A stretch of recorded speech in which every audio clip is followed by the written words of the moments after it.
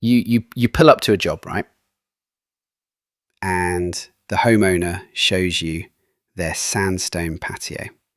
To them, it's just dirt. They look at those ugly black spots, that green haze on the garden wall, and they just see standard grime.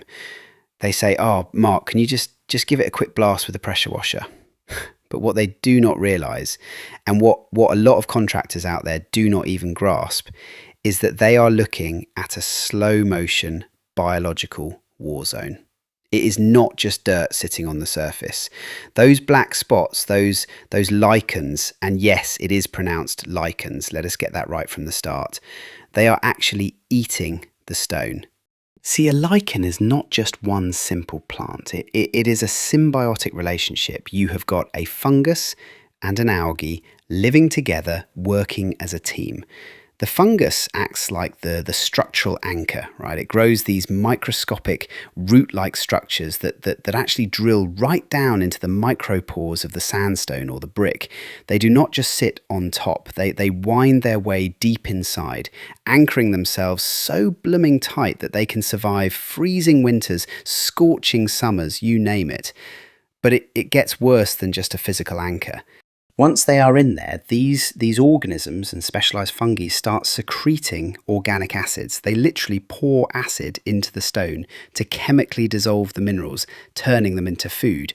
That is where you get that permanent pitting, the structural decay, and those nasty rust-like stains on the render and brickwork.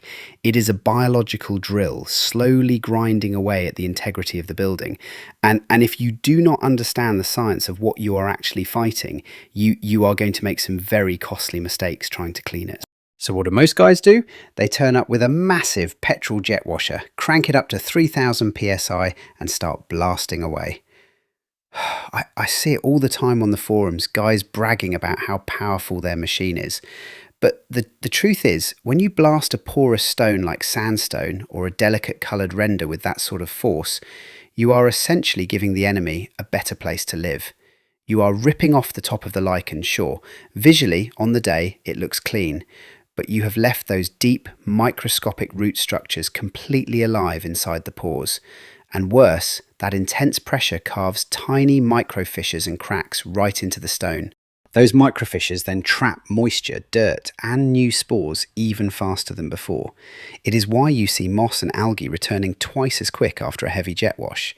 It is a vicious cycle. The real remedy is soft washing. We do not use brutal physical force, we use smart chemistry.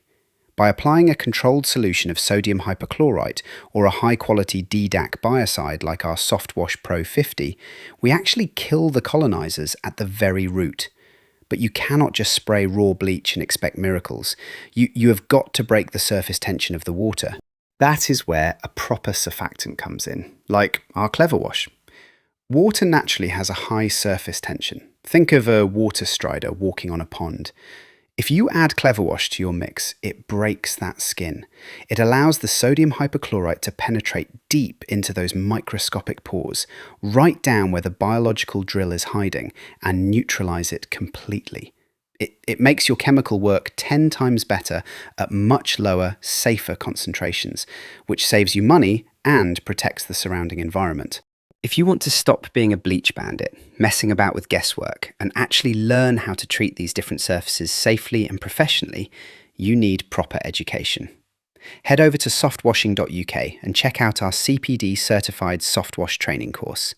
Learn the real science, the safety protocols, and how to become an approved softwash applicator. It is the best way to build a serious, profitable business based on real knowledge, not just hype. All right, that is it for me today. Take care out there, work safe, and I will catch you on the next one. Bye for now.